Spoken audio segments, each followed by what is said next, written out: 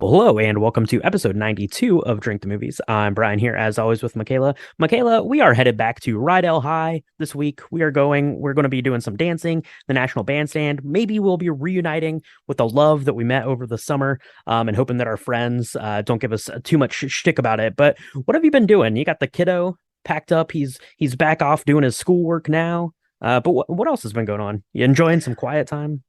No. I mean, I am. So I've really been trying to read more, Okay. as everybody should do. But it's hard to do that because we have seen some amazing new series come out. Okay. So I Mm. don't know if you've been able to see it because I know your lovely wife was traveling and you're a good husband and watch all of these things with your spouse. But House Correct. of Dragon, have you started watching it yet? I have. So we caught up on last night. So we watched the first week, and then as of recording last night was Sunday. So we actually stayed up until past 10 o'clock to watch the second episode. So Whoa! kudos to the team over at HBO for getting us to do that. But yeah, all caught up on that one. Pretty good so far. Pretty good.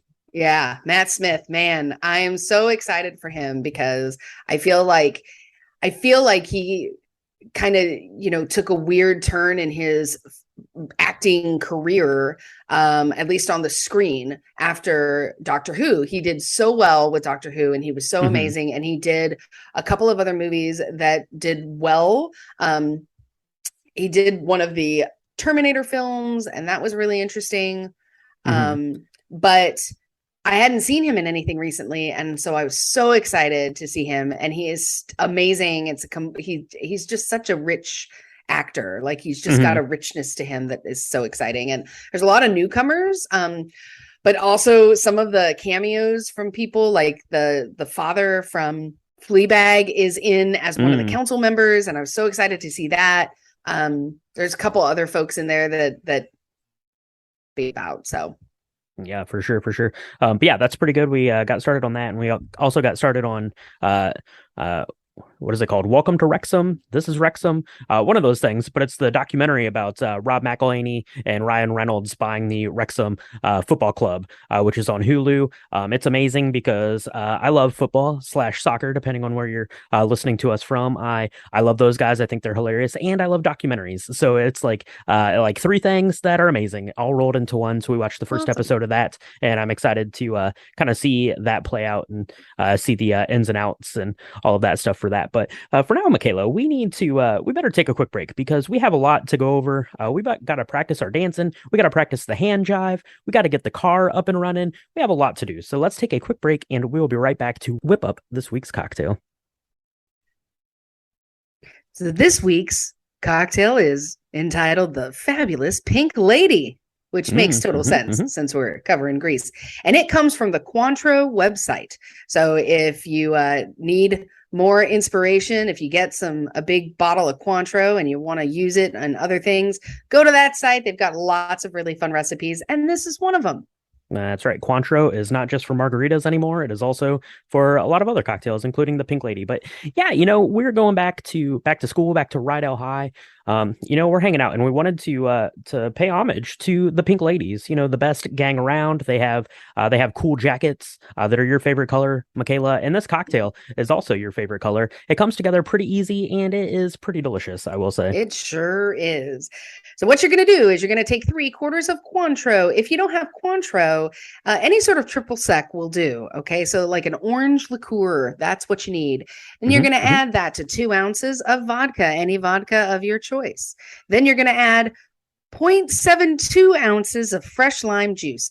We're not going to. I don't know why. Is it a metric thing? Uh, Looking I at the website, I really just think this is a typo, and it's I think it's three I think it's quarters a of an ounce. typo. Come on, Cointreau, get your act together. And then you're going to take 2 ounces of sparkling wine. Now they use Cremant de Loire. We did not. We used Wycliffe because I'm basic, and Mm. It was only 2 ounces, and I didn't want to spend $50 on sparkling champagne. So we did Both of those things are correct. Both of those things are correct. Yeah, absolutely. Yeah, so we used an American sparkling wine. You could use a Prosecco, actually, probably would be my preferred if you were going to do something because it has just a little bit of sweetness to it. But really simple. You're going to take those three strawberries, you're going to put them into a shaker tin, muddle them up a little bit, add in your lime juice, vodka, and Cointreau, some ice, give that a shake and strain it out into your glass, and then top it with the sparkling wine. So you get this really lush kind of orangey strawberry goodness with just a floater of the sparkling wine, and then you're gonna sip it. You can garnish it with the strawberry if you want to fancy it up some, but this is pretty good, Michaela. Now, initial thought, I will say, and maybe it was the Wycliffe, maybe it was just kind of the amounts that we ended up having to float on top. I didn't love this at first. It was a little too champagne-y, sparkly wine for me, but after I taken a couple sips and it kind of stirred itself up a little bit, this was delicious. Yeah, I really liked it. I thought that the strawberries were rich and tasty. It was not too sweet. Mhm. But yeah, I definitely think if you're not into just sparkling wine, you're going to want to give this a stir. hmm Yeah, you'll want to give it a stir for sure. And one little tip for you is because you're muddling those strawberries, they're probably going to plug up your little strainer cap if you're just using like a cocktail shaker that has a strainer on it. So you might want to use like an actual like sieve or something to strain that out a little bit. It's going to help get you there, I think. Yeah, but it's going to be real pink and real pretty, and it is really tasty. I will say, once we got through a little bit of that sparkling wine, it ended up tasting much better. I like sparkling wine, but it definitely was missing something until we got a couple of sips through. Yeah, for sure, for sure. And we mentioned, the cocktail recipe. It calls for vodka. You could also swap out gin, which is we did on one of those, so we could try the difference between the gin and the vodka. And the gin was also excellent. It combines really well with that strawberry and orange from the Cointreau flavor there too. So mix one of those up. It looks fantastic, and you're gonna want a good cocktail as we get into, I don't know, one of the all-time great movie musicals. As we pay homage to, of course, Olivia Newton-John, we had to do Grease this week. So why don't we take a quick break? We will make up another Pink Lady, and we will be right back to chat about the classic Grease. Spoiler warning for Grease. If you've not yet seen Grease, you're going to be in for quite a treat today because we're going to talk about all the things Grease.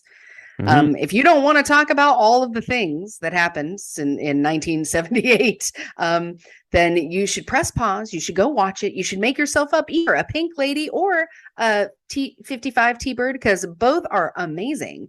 And then you should come back and we can chat about this amazing piece of Americana musicalness. It is a piece of Americana. It is a piece of musicalness. And yeah, definitely make yourself up a Pink Lady or that T-Bird cocktail that we covered this week in the lobby bar. Go make up one of these and hang on tight because we are about to get underway here. So Grease was released in 1978. It was based on the musical Grease, which debuted on Broadway in 1972. It was directed by Randall Kleiser, who was famous for directing other things too: Blue Lagoon, Flight of the Navigator, White Fang, stuff like that. And this one stars, of course, Olivia Newton-John as Sandy and John Travolta as Danny, the summer lovin' duo that got unexpectedly reunited back at school. And then, of course, there was a bunch of other people in this cast of Pink Ladies and T-Birds, and we're going to get into that as we talk about the movie. We're going to talk about all the things. So it's worth noting this movie begins, and I think the first time I saw this, I missed the very opening scene, so I kind of was lost. But I do really love this oceanic paradise that they've got going on in the summer.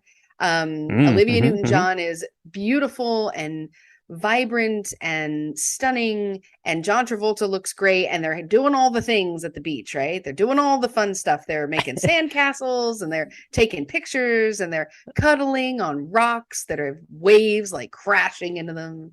That's right. Yeah, I really love the opening scene here because, yeah, it's just showing them having a nice romantic time at this beach. There's like sunsets, but then all of a sudden it gets like super campy, and he falls. Danny falls over like a sandcastle and starts like throwing the sand. They're sitting on the beach and this giant wave like washes over them. It's really pretty funny. It kind of at the end of this section, Danny leans in for a little bit of a kiss, and Sandy says, "No, don't ruin it now." let's just remember the good times we had this summer, and boom, animation time. Grease is the word. Barry Gibb of Bee Gees fame, bringing it hardcore. Grease is the word, Michaela. Grease is the word. And I love the animation in this. It's very like it kind of Schoolhouse reminds Rock, me, kind yeah, of. very exactly, yeah, very late But 70s, early 80s, but still like, but then when it goes to Sandy, because so the animation's going through kind of the cast, right? But Sandy is very much like a Disney princess, yeah, very like a Snow White-esque, her section. yeah, But yeah, everyone else is kind of this more like rounded Schoolhouse right, Rock kind of look. absolutely, yeah. She looks great, and she's like got deer and rabbits in her room as she's getting ready, because the idea is everyone's getting ready for school. And the reason why this movie is called Grease is because they used to put a lot of grease in their hair to make it look great, especially Hmm. Hmm. the DA, which you guys can all look that up and see what that stands for. But that was the hairstyle that all of the gentlemen in the show pretty much wear. Hmm. Hmm. It was my dad used to wear that hairstyle because he was around when this film came out. Anyway, it uses a lot of hair gel and a couple of different combs. Your And dad was a greaser? I love that. my dad was a greaser. Absolutely. And so everyone is getting ready, right? So we've got Danny, who's amazing, and he is driving up, getting ready to go to school. Sandy, she is from Australia. She was supposed to leave Danny at the end of the summer and go back to Australia, but apparently there's been a change of plans. I don't know what those plans were, but now she's Mm-hmm. staying and wherever they are, and she's going to Rydell High. Yeah, that's right. Yeah, so Rydell High, I guess, is based on a high school in like the Chicago area, and they do a pretty good job. They don't really let you know. Like Rydell feels to me very like California-y Yeah, feeling, but then there's like I don't know, like dead leaves on the ground in some scenes. So I'm like, well, that's not like California. They don't have dead leaves there. The weather's too nice. So I don't know. It's a place that could be anywhere. Rydell High could be anywhere, and these characters could be any one of us coming back to school on the first day. So we get in there. that's right. We meet the T-Birds. They're all getting together, talking about, what they've been doing. We meet Kaneki, who is played by Jeff Conaway. He's there. He's talking about how he worked all summer. We meet the other members of the T-Birds. We've got Duty, played by Barry Pearl. We've got Sonny, he's played by Michael Tucci. We've got Putsy, played by Kelly Ward. They're hamming it up, and then they see Danny standing over there, looking all cool as all get out. He turns. He's got like this cigarette half hanging out of his mouth. They're like, "There's Danny. It's time to get back to school. Welcome back to school, T-Birds." That's right. Welcome back to school. And you know what? They wouldn't be T-Birds if they didn't have their female kind of counterpart gang called the Mm-hmm. Pink Mm-hmm. Ladies. Pink Ladies are led by Rizzo, played by the amazing Stalker Channing, and her team of girls. They've got Frenchie, played by Dee Dee Khan. We have Jan, played by Jamie Donnelly. We've got Marta. We got I always Marty. Marty, sorry. I always called her the maraschino girl because that's her last name is Mm-hmm. maraschino, like in cherry, Like the cherry. played by Dinah Manoff. So all of the Pink Ladies are coming in. They've got these amazing, like cool, pink silk jackets that go against the T-Birds, and they drive this really cool pink, like Chevy. I think it's a Chevy. I'm not sure. It's really cool looking, but Yeah. they're all meet up. We get to meet the Sid Caesar is plays the amazing Coach Calhoun, and they've got the worst team ever of everything. Like they've got horrible, like their basketball team's awful and their football team's awful, and they've never won a game. But we see the principal and the vice principal; they're all welcoming the students back. Mm-hmm. And, Frenchie is one of the Pink Ladies. She's endeared herself to Sandy. They become kind of fast friends. Frenchie invites her to have lunch. And at that point, we have our first kind of mashup music extravaganza. That's right. That's right. Yeah. So they're all coming back to school. I really like this section. Just getting kind of a feel for the school. Kind of the administration people of the school, like you mentioned, the coach and the principal. They're all pretty funny. And yeah, Frenchie has taken a liking to Sandy. She thinks she's pretty neat, as it were, asks if she could be a pink lady. And then we get into the end of the crux of this story is what happened over the summer. And you get Sandy's version, you get Danny's version, and that amazing, amazing song, Summer Lovin', one that you've heard countless times at karaoke, no doubt. Sandy remembers Danny a little differently than Danny seems to have remembered Sandy. And it pits kind of each of these friend groups against each other. The T-Birds think that Sandy, she sounds pretty awesome. Sounds like a pretty cool chick to hang out with all summer. The Pink Ladies are like, man, this Danny guy sounds like kind of a drag. But wait a minute, you mean Danny? You mean Danny Zuko, like the Danny that goes to school here, Danny? Uh-oh, bad news. Yeah. And what's interesting is there's this kind of story arc around the fact that Danny and Rizzo had dated previously. So Rizzo, she knows who he is. She knows what he's about. She knows that this is going to be a hard play for him, and he's going to be very shocked to see Sandy. And so she later that week, when they have their first pep rally, because they have those, and Sandy is a cheerleader and she's pretty awful at it. She's not able to do any of the stuff, but it's actually a really funny scene. Rizzo kind of orchestrates this meeting where Danny and all of his T-Birds are hanging out in the parking lot, and they're like, hey, we got a surprise for you, dude. And they kind of shove Sandy right in front of him. And he had no idea that she was going to school there and that she hadn't ended up moving back to Australia. And she's just very excited and she's so happy. And he is too at first. And then he realizes that all of his friends are watching. And then he turns into a total jerk where he's like, oh yeah, man, it's good to see you. Whatever. And like, he's very nonplussed. And she's like, what are you talking about? You were totally in love with me this summer. And he's like, whatever. And then he realizes that, he's really hurt her feelings. And Rizzo is in the back, like smiling like a Cheshire cat. She's so happy about this. That's right. Yeah, she knows she's got one up, and I don't know if she's really like jealous of Sandy, but she definitely doesn't want Sandy to get too big for her britches. So they kind of are having this head through most of this thing. And this pep rally is crazy. As you mentioned, Michaela, Sid Caesar is playing Coach Calhoun. He's talking about how they're going to like kill the other team and murder them and slice them up into pieces and all this stuff. There's like a burning effigy of the other team. Like this pep rally is insane. We also, important to know, at this pep rally, we see a pretty cool car going by, and it is being driven by the member of I don't even know what their other like gang's name is, but it's basically like the competing gang against the T-Birds. I don't know. Do you remember what his name was? I don't know. No, his name is Leo. I do know that. Okay. Yeah, because he becomes kind of a major character in a couple of scenes later, but I don't know what the rival gang is, but his car looks super cool. It's black. It's got like flames across the sides. It's got these two flamethrower things in the back where he presses a button, I guess, and there's flames that when you press on the gas, it goes and it makes an explosion. Real cool. Not like what the T-Birds have. Kinnicky worked all summer shipping boxes at like Bob's Boxes Company or something. And he got Bob's this boxes. Yeah, spell it something like that. It's like Danny's, I don't know. But you get the idea. He worked really hard to get this piece of junk car that they are now going to spruce up over the year in auto shop. And of course, we have an amazing song that was originally supposed to be sung by Kinnicky.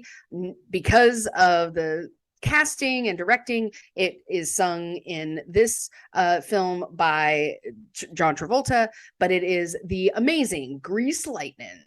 That's right. Yeah, they're pushing this hoopty of a car into the auto shop that they get to take in school, which is pretty cool. Their auto shop teacher, she's pretty awesome too, and they are getting this thing fixed up, and it's a really cool song. It's a really cool kind of dance number, and then it flashes into like this kind of like fantasy realm kind of thing where they're fixing up this car, and the car looks amazing. I always remember it has like an acrylic hood they bring out so you can see the engine on it. It looks pretty sweet. And of course, the car is a piece of junk, but that dance number, that song is very iconic to Grease. It is amazing. And we also, the T-Birds, they're fixing up the car, but what are the Pink Ladies up to? Well, of course, Sandy is totally bummed. She's like, Danny, you were a nice guy, and now you're a big jerk. But Frenchie is there. Frenchie is going to be like, hey, what you need, do you need some girls time? Come over. I'm having a sleepover at my house tonight. Just come on over. We're going to be hanging out. So we go over to Frenchie's house. The girls are there doing what girls do, watching TV, clowning around, drinking wine, that sort of thing. But, Rizzo, she doesn't really know how she likes this Sandy character. And of course, there's a blonde wig there. And what are you going to do? You're going to put that on. You're going to say, look at me. I'm Sandra Dee. And I love so much because Sandy comes out of the bathroom and she's like, are you making fun of me, Riz? Yeah. And then she's like, some people are so touchy. It's like, yeah, when you're making fun of them to their face, it's amazing how they get their nose out of joint. Yeah, it's interesting because you get to meet the personalities of the Pink Ladies a little bit more, right? So you have Frenchie, who is deciding that she wants to quit school. She wants to go, she got accepted to Lock of Fury beauty school because she wants to go and do hair or something for the rest of her life. And that's cool. And then we've got Jan, they always make fun of her because she's eating food, which sounds pretty awesome to me. But anyway, so they make fun of her because she brings this dessert wine and they're like, that's not dessert. And she's like, it's a dessert wine. I will say about her food is she offers everyone if they want a Twinkie, and then she just pulls one out of a paper bag. It's not in any sort of wrapper or a container of any sort. It's just a Twinkie in a paper bag. Did they make them in paper bags at one point? No, Instead it was like a shopping bag. Oh, that's weird. Oh, I don't think I've ever noticed that. I remember where she's like, "You're not getting your hands on my ears," and she like puts an entire Twinkie in her mouth, like in one fell swoop. And I don't know if they were just smaller then, or if her mouth is just enormous. But I don't know. they try to cool out Sandy a little bit. They try to pierce her ears.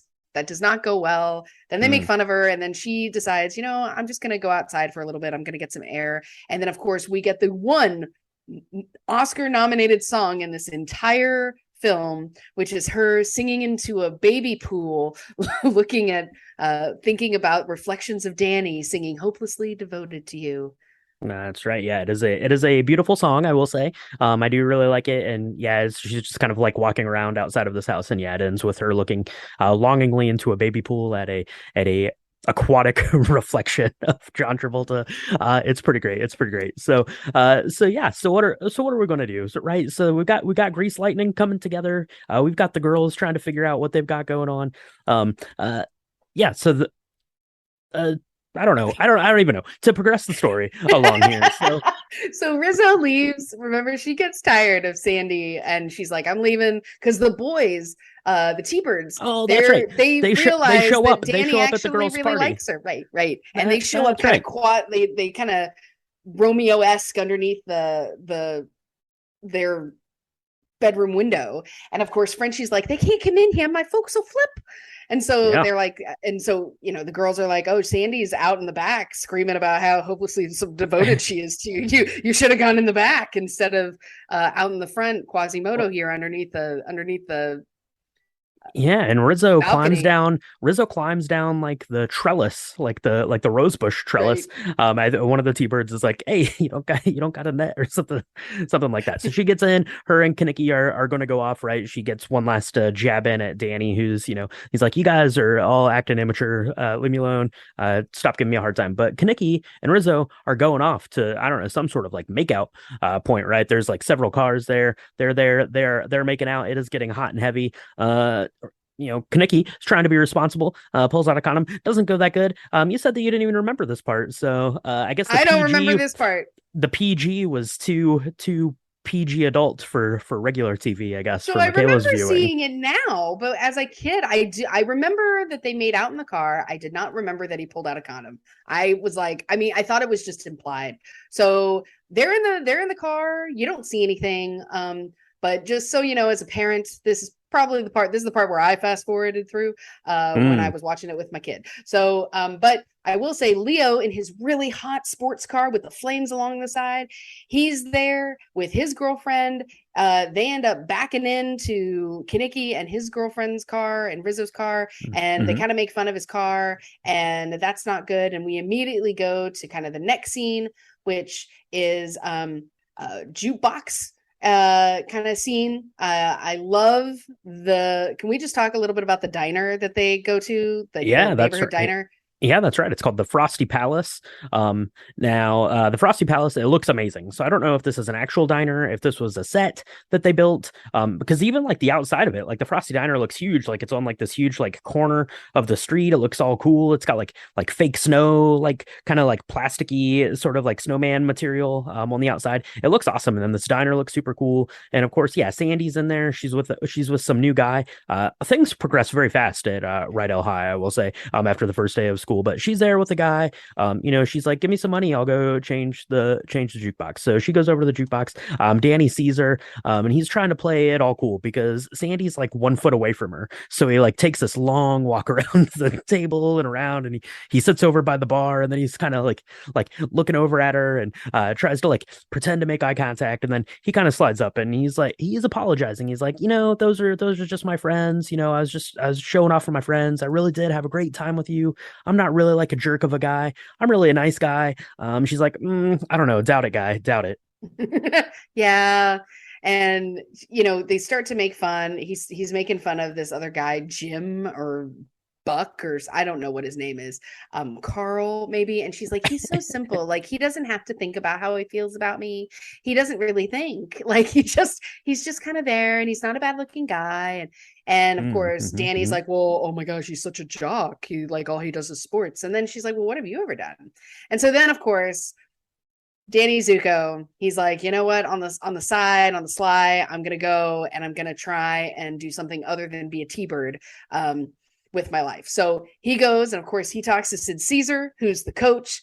This kind of little vignette is really great because Danny tries all these different sports and he's horrible at all of them because he's not really good. He doesn't play well with others. So we have him try. What does he try? He tries basketball. He ends up like punching people. He tries wrestling. Yeah. He tries wrestling. That doesn't go that good. Mistake. He tries baseball. It's so good. It's so good. Yeah, he goes in, he's talking to the coach, and he's wearing his T-Birds get up, right? He's got his leather jacket on and his tight jeans. He's got a cigarette in his mouth, and coach is like, Danny, you're gonna have to change if you. He takes the cigarette out of his mouth, and he's like, you're gonna have to change if you want to do that. And he's like, well, that's why I'm here, coach. And he's like, no, I mean change out of that ridiculous thing that you're wearing. So yeah, he goes through all the sports. It doesn't go particularly good. He's like punching people and getting fights, and really terrible at all these things. And the coach just pulls him to the side, and he's like, what do you think about running long distance all by yourself, cross country running? And Danny says, okay, that sounds pretty good. So then it flashes over to him wearing like this awesome gray sweatsuit, like matching gray like pants and top, and he's running around the track. He sees Sandy and that guy, the guy she's with. They lock eyes, and he's trying to show off a little bit, jumping over a couple of hurdles, but he trips over the last one. Sandy doesn't like that. She runs down to see, are you okay, Danny? And they are finally gonna maybe mend some fences here, get back together just in time for National Bandstand. That's right. So one of the things that they talk about in the announcements, and it's a great scene because you have the principal and the assistant principal. The assistant principal has got like this xylophone thing, and that she's trying to make music, and they talk about in their opening announcement saying, welcome to all the students, that hey, National Bandstand, it's kind of like American Bandstand, where they have videos and they have this live TV show of people dancing, and it's hosted by the amazing DJ Vince Fontaine. They are coming to Rydell High. There's going to be this big dance. There's a couple of people that are in charge of the different decorations committee and all of this. And so they're all excited, and there's going to be this dance competition, and it's going to be great. Danny's so excited. He asks Sandy if she wants to go. Sandy's a little concerned because she's like, I don't know if they dance like this in Australia, if they dance the same way as they do. And Danny's not worried at all. But the other couple, Rizzo and Kinnicky, they get into a big fight. You don't really know why at first. Rizzo is just in a real bad mood. Kinnicky's trying to be funny. She's not having any of it, and you don't know why. But Kinnicky, he decides to go and ask that guy, Leo, that guy who's on the opposite gang. He goes to ask his girlfriend, who's named Cha-Cha. Yeah. Cha-cha. And I guess she's the best dancer at this Catholic school that's next door. I don't really know the whole story, but he asks her. And so what does Rizzo do? Rizzo's like, fine, I'll ask Leo. And so we've got this like star-crossed double date from hell that ends up going full circle in on this dance floor. It's very interesting. It is. It is very, very interesting. Yeah, it's very West Side Story-esque. But they're at this dance. They're having a good time. They are hand jiving. Vince Fontaine is there. He's hitting on Marty, which is a little creepy. I gotta say. But they're doing some dancing. They're having fun. I really like the school dance. Because I mentioned West Side Story, and that's also really fun. Like kind of this like neighborhood, like community dance kind of thing that they're doing. Because they're all kind of doing, the same dance. They're all having fun. But here in Greece, they're all kind of doing their own dance. It's like this like mashup of just different dancing styles, and of course, you have Danny. He's there. He's dancing with Sandy. That's going pretty good. But you mentioned that Cha-Cha's there, and Cha-Cha is the best dancer of them all. So he's going to pull a Saturday Night Fever, swap dancing partners so he can dance with the best dancer there, which is going to rub Sandy the wrong way, rubs her the wrong way. She took a chance. She gave Danny a shot at winning her heart back, and what does he do? He throws it away for Cha-Cha. Throws it away. And he doesn't even throw it away for Cha-Cha. Apparently, they also had a thing. Danny got around. I'm just saying. Apparently, they also went together a while ago, and Danny tries to deny it at the time. But we didn't go together. Obvious. We just went together. That's right. And they're totally different things. Going and wenting, totally different. And so, Sandy's really upset. She ends up leaving. But Danny and Cha-Cha, they win the contest. They get the trophy, which looks kind of strange. It just looks like a giant toilet paper roll. I don't really understand. It's like a scepter. But anyway, they win. They do a last dance. There's this whole thing with the T-Birds who decide to go in and like moon the camera, and that makes all of the administration really unhappy. And so they're like, now they're threatening everybody to like tell us who these butts are that are on the screen. They sent the footage to the FBI to identify the buttons or something. It's pretty hilarious. But yeah, I mean, this the dance scene I really, really like. I think it's a lot of fun. But kind of the aftermath of this is Danny and Sandy are going out on a date. I don't know why she keeps going out with this guy, but they're together at the drive-in, sitting there, and she's like, and he's like, I told you I'm sorry, and she's like, well, I know you said it, but I'm still mad at you. But yeah, they're at this drive-in, and I have to say the drive-in looks super cool, right? Because Greece is set in the 50s, so you have all of these cars. Now, I'm not a car guy, so I don't know if all of these are super period accurate, but they look like it to me in my novice eyes, and it looks awesome. You just have all these cars lined up. The drive-in section I think looks really great, but we've got some bad news coming. We've got some bad news coming from Rizzo. That's right. So Rizzo's still in a really bad mood. Her friend Marty is there with her. They go to the bathroom. They're having girl talk. And Marty is like, what is wrong with you? You're acting so mean to everybody. What is up? And of course, Rizzo is like, hey, I might be pregnant, but don't tell anybody. I don't know anything. I don't know for sure.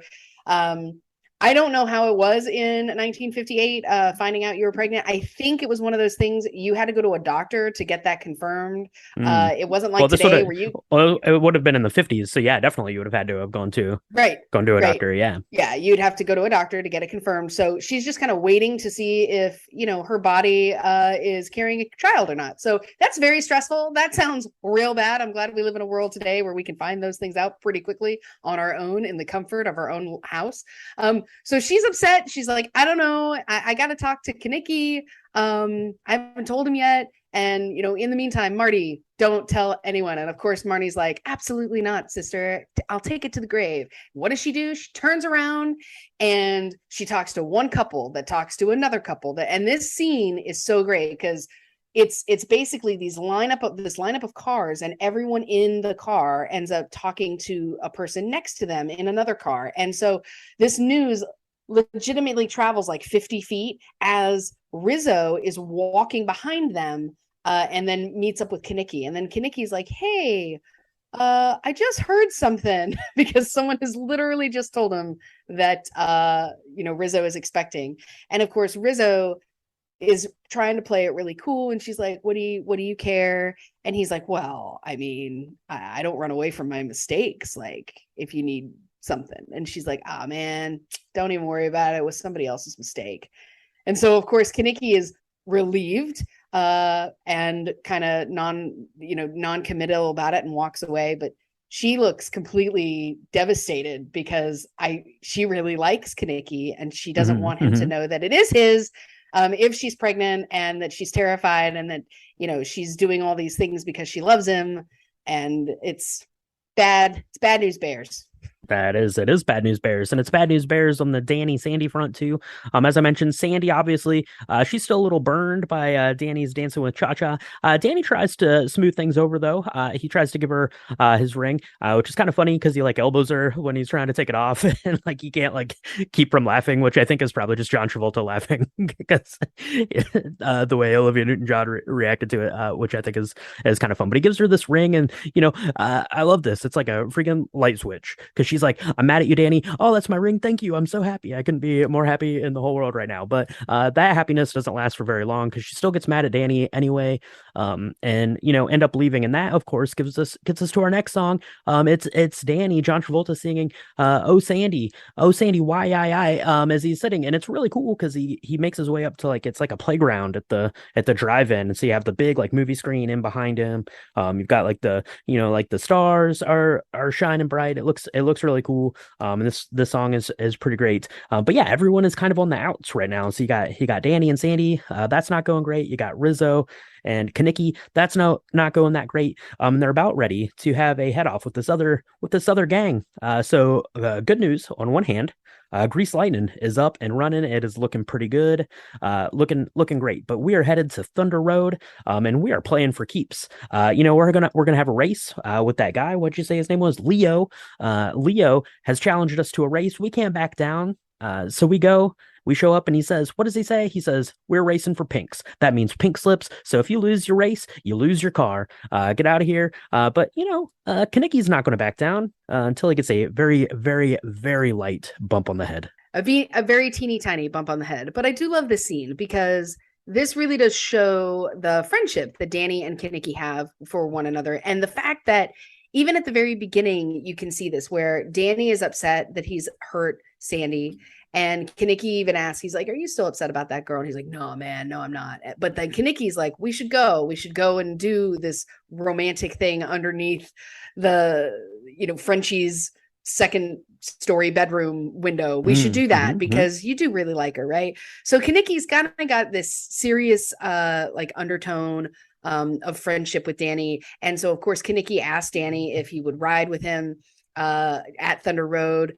They have this moment where they're like, yeah, and they hug each other. And then they, of course, have to go back to acting real cool and combing their hair because they can't possibly hug. That would be not manly. A lot of things, a lot of work to be done in 1958 on relationships. But whatever.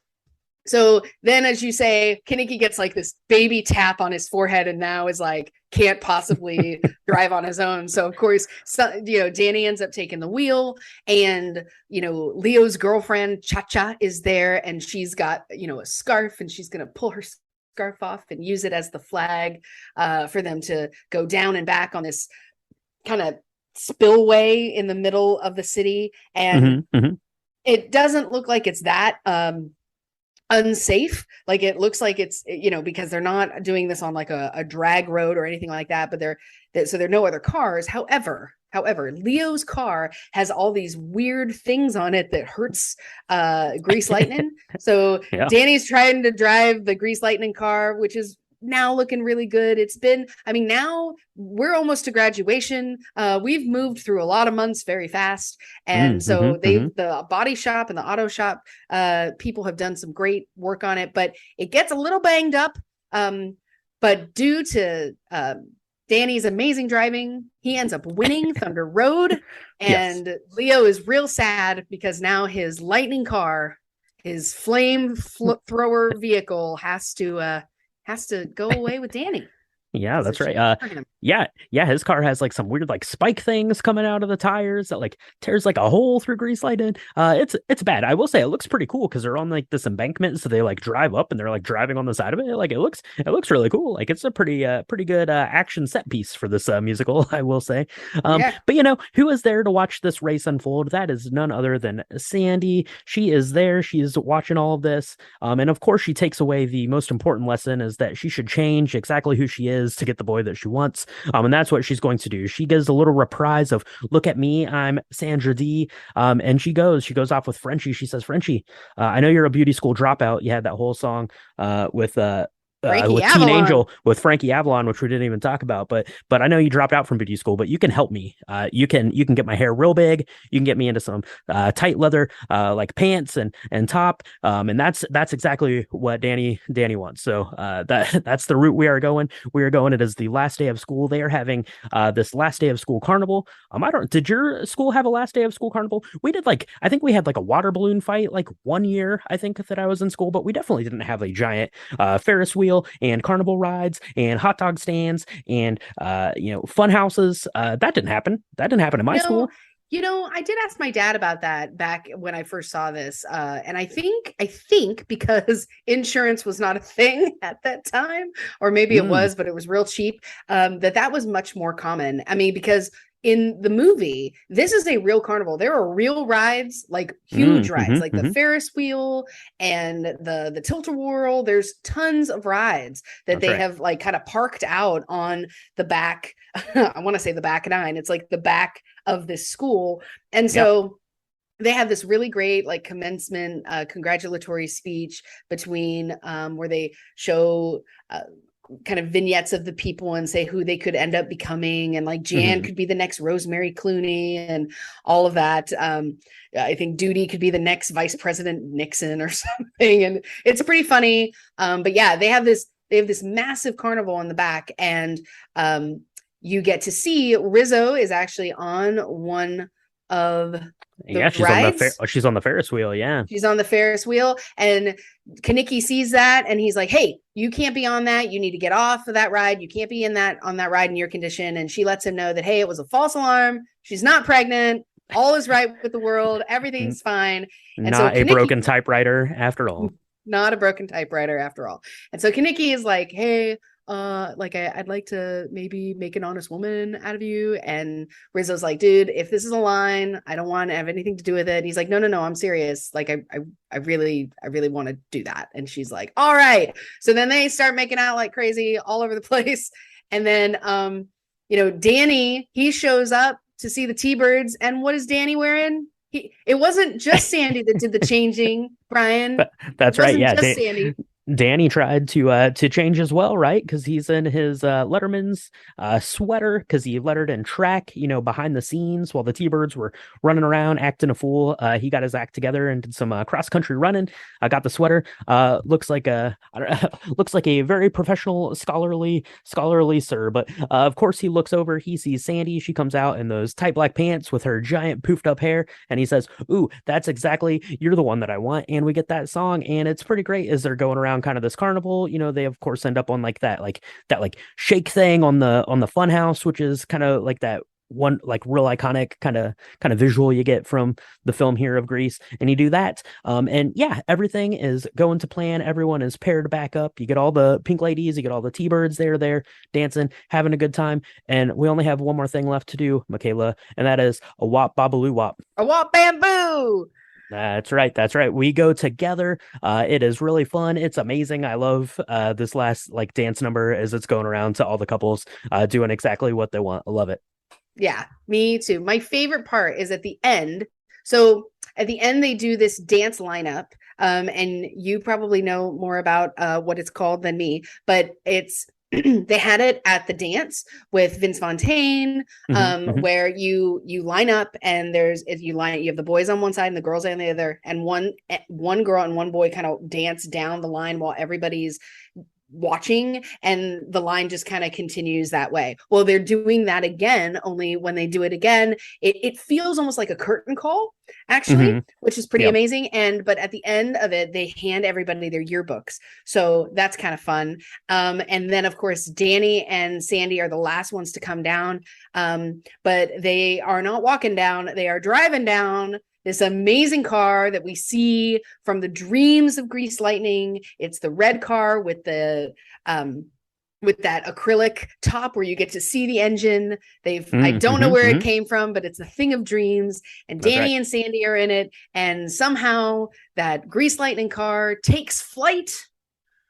It does. It takes flight. It flies off into the bright sunny sky, and that is how this crazy zany romp through a year at Rydell High ends. So, Michaela, Grease is a pretty fun movie. It is a pretty good time. It's an hour and 50 minutes, but it runs pretty quick. Like you don't think that the time is going at all. You can go and watch this on, I think it's on Paramount Plus, which is where I watched it. If you want to go check it out, but let's talk about a little bit of the pieces of this now. Obviously, very unfortunately to us and to the rest of the collective world, Olivia Newton-John passed away just a couple of weeks ago, at the beginning part of August.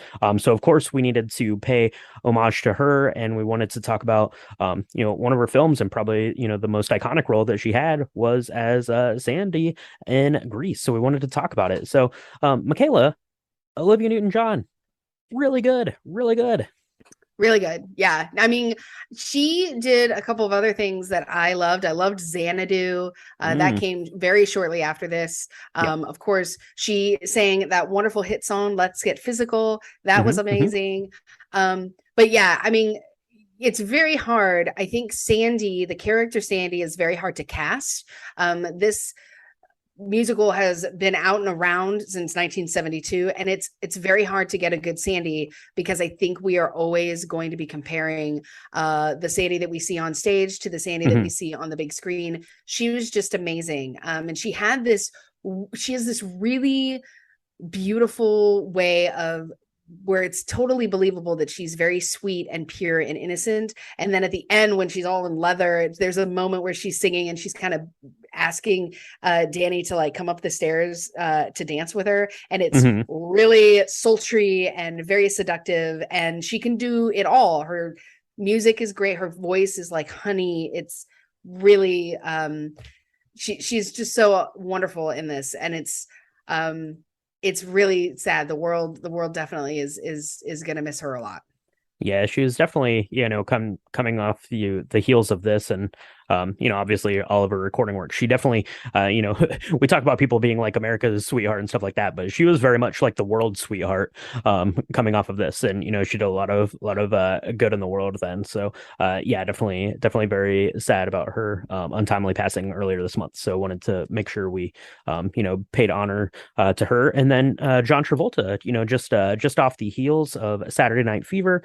Obviously very talented in the singing and dancing department. Obviously, very comedic in his television roles, and I don't know who would be a better Danny, which is weird because John Travolta played Duty on Broadway in Grease prior to this film. So what do we think? What do we think about John Travolta here? Pretty iconic, I I think. Yeah, absolutely. I loved him in this. I thought it was interesting because Jeff Conaway was actually going to play Danny in this. And he decided that he didn't want to be typecast for the rest of his career as a quote unquote greaser. Mm. So he was worried about that. Jeff Conaway said it's the biggest career regret that he ever made was not being Danny Zuko, because it would have been pretty awesome probably for his career. But he was an amazing Kaneki. I can't really have imagined anybody else doing as good of a job at being like on the Hmm. surface cool, but having kind of a deeper underside in his eyes and his mannerisms and the way that he kind of looks and talks to people, especially Rizzo, during some of those scenes. And so, yeah, I think John Travolta is amazing in this. It's so campy. It's perfect for him, right? Because he doesn't take it too seriously either. Yeah, definitely.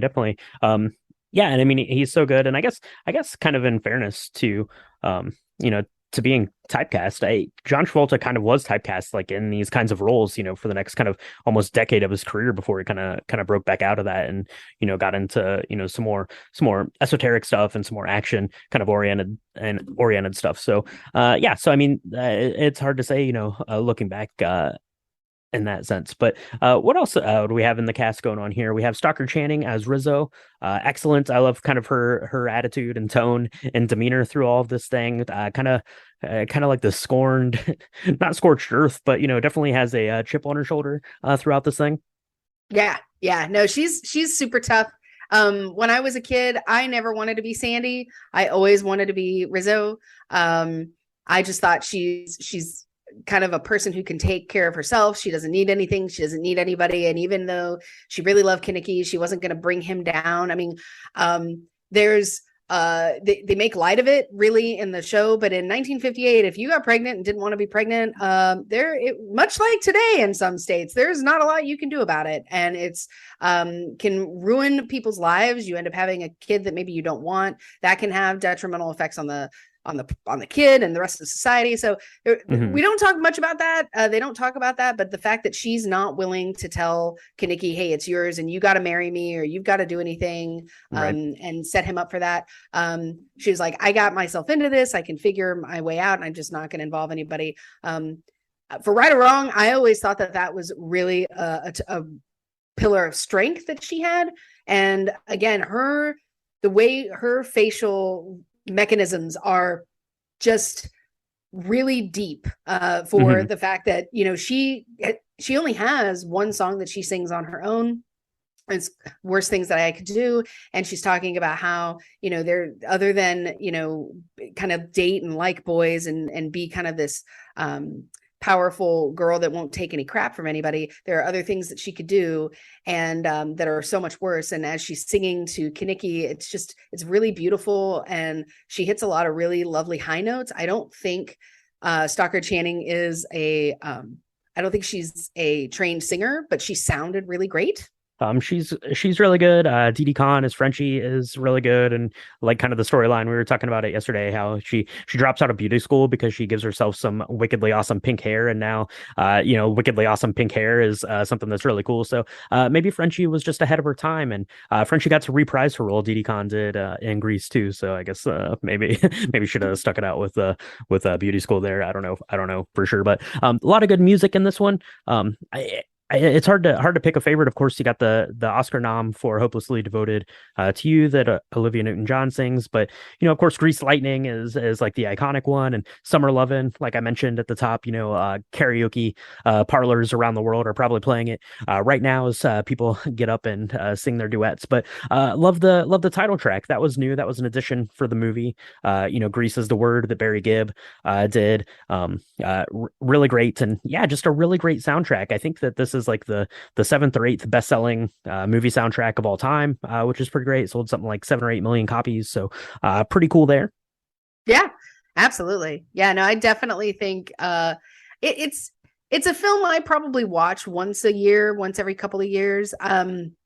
And now that my son is really into musicals, I got to tell you, so I let him watch this weekend with me. Of course, I fast forwarded through the one scene, but he has watched the last 5 minutes from "You're the One That I Want" all the way to the very, very end. He has probably watched that about 100 times. So pray for me, ladies and gentlemen, people of all, because I'm at the end of my rope. But I think it's just a really fun show, and it has a lot of good moments in it. And it does still, while parts of it have definitely not aged well, Yeah. and we can talk about that, but some of it has not aged well. Some of it is still like the idea of they're friends that you have in high school and you may never see them again, and that fear that you're going to move on, but you'll always have this piece of moment and this time with them, this time capsule when they were your best friends and it was your first love, and nothing is quite like that ever again. And that is so true. And I think that's probably one of the reasons why we still see Grease playing. We still see this showing up on Sunday, Sunday movies, streaming and streaming everywhere, right?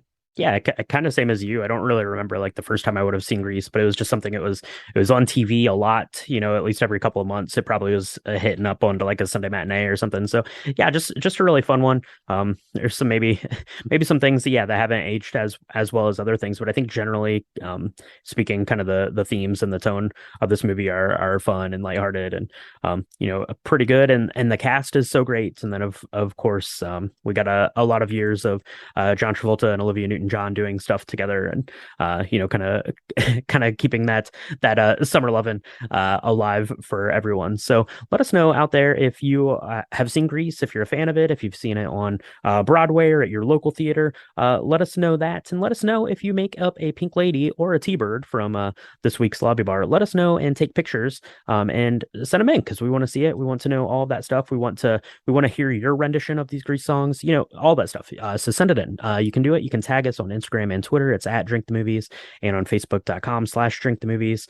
If you want to check out the pictures of the cocktails we made, get episode recaps, all that good stuff, you can do that on our website, which is www.drinkthemovies.com. And Michaela, if after they get done, they graduate from Rydell High. They have some extra time on their hands. They haven't started going back to Bob's Box Store or whatever you said it was called, to work for the summer. They have a little bit of extra time on their hands. They should be listening to podcasts and getting subscribed. Where can they do that? They can do that on Apple Podcasts, Spotify, Stitcher, Good Pods, anywhere where Anchor podcasts are distributed, pretty much anywhere in the world. Get yourself subscribed because we do 2 drops a week. They're a lot of fun. We talk a lot about this community that we're building. We're about to have probably the best week we've ever had. Brian, looking at the numbers, it's super cool. So please subscribe. If you're liking what you're hearing, leave us a 5-star review because that helps us get the Drink the Movies out there. And please try a T-bird, try a pink lady. Let us know which one you like best. That's right. Yeah, let us know which one you like best, or if you like them both amazingly equally. So, definitely let us know. And for now, Michaela, I think I don't know. Grease is the word, but that word I think is over. I think we're done with Grease. So we're gonna have to I don't know, rest up because we've got quite the cocktail menu coming for next week. We have a sci-fi classic in the works for everyone. So we're going to have to rest up if we're going to do next week any sort of justice. So why don't we do that? I've got extra Twinkies. So they're not in a paper bag, but I do have some extra Twinkies. We're going to have bring the paper bag of Twinkies and we're going to need some Johnny Walker Black Label. So grab the Twinkies, and we will talk to everyone next time on Drink the movies. You're the one that I want. You are the one I want. Ooh, ooh, ooh, honey. The one that I want.